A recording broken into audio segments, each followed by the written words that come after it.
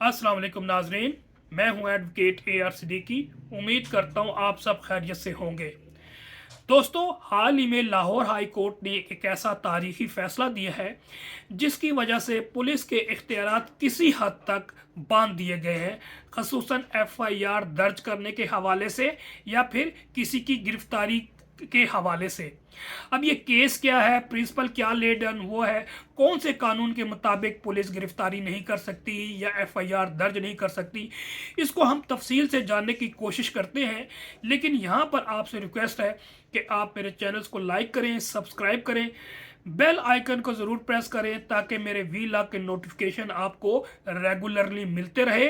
और अगर ये प्रोग्राम वीलॉग आपको मालूमाती लगे तो दोस्तों में ज़रूर शेयर कीजिएगा, क्योंकि ये भी एक सदका जारिया है।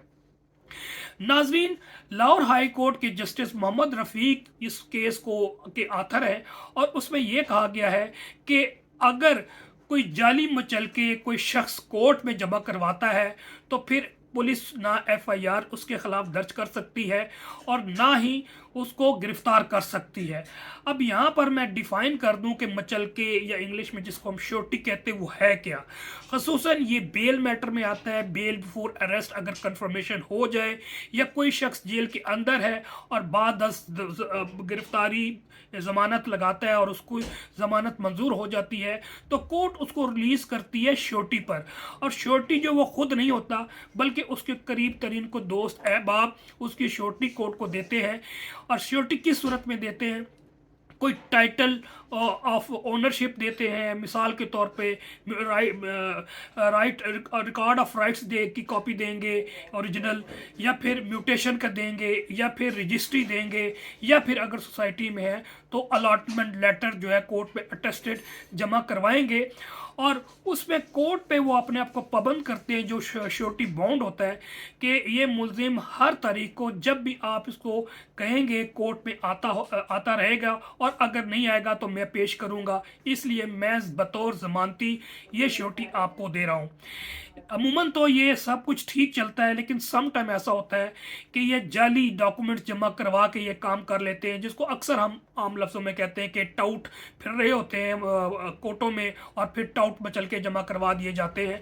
तो ये मैटर इससे रिलेटेड है और इसमें भी कुछ ऐसा ही हुआ। किसी शख्स के खिलाफ FIR दर्ज हुई और फिर उसको गिरफ्तार किया गया और उसने फिर चैलेंज किया और फिर लाहौर हाई कोर्ट ने जो प्रिंसिपल ले डाउन किया कि ऐसा नहीं हो सकता। वजह क्या है, उन्होंने कहा कि पुलिस बराह रास्त FIR भी दर्ज नहीं कर सकती, ना गिरफ्तारी अमल में ला सकती है, बल्कि ये मामला सिर्फ अदालत का है और ये मामला एडमिनिस्ट्रेटिव तौर पे कोर्ट देखेगी।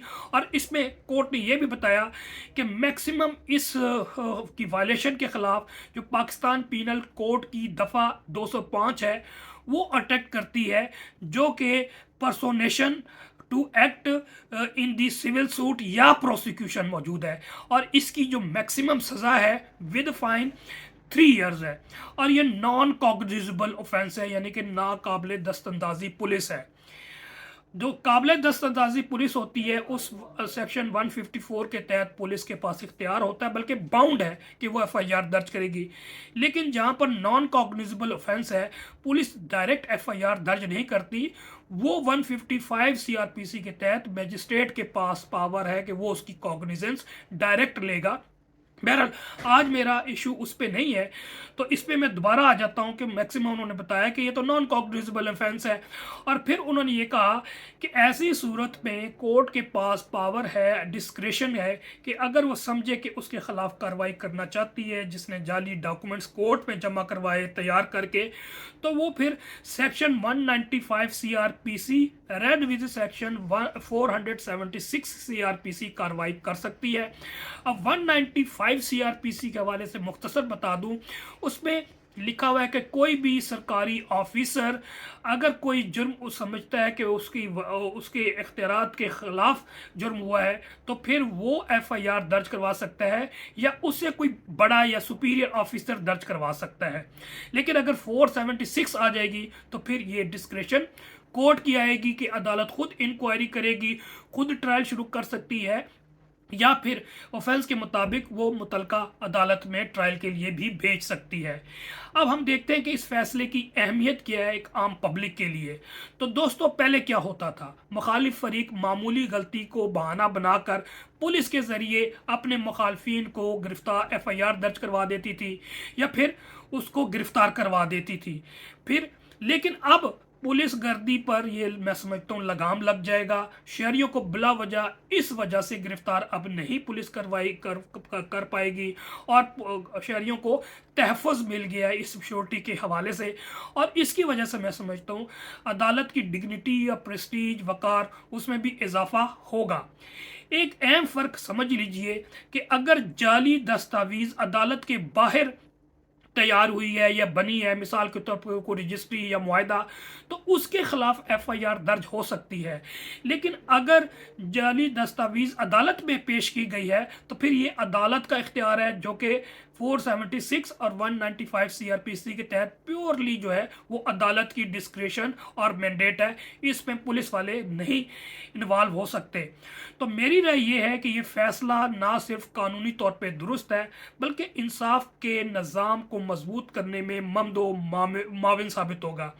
अदालत के मामले अदालत ही देखे और ये उसूल वाज़े हो चुका है। आप क्या सोचते हैं? कमेंट में ज़रूर बताइएगा। क्या आपको पहले इस कानून का इल्म था?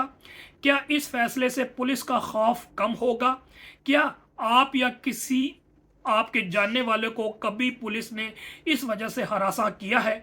अगर आपको ये मालूमात मुफीद लगे तो वीडियो को लाइक करें, सब्सक्राइब करें और दोस्तों को भी कहें इसे मैक्सिमम शेयर करें। नेक्स्ट व्लॉग तक के लिए इजाज़त दें। अल्लाह हाफिज़।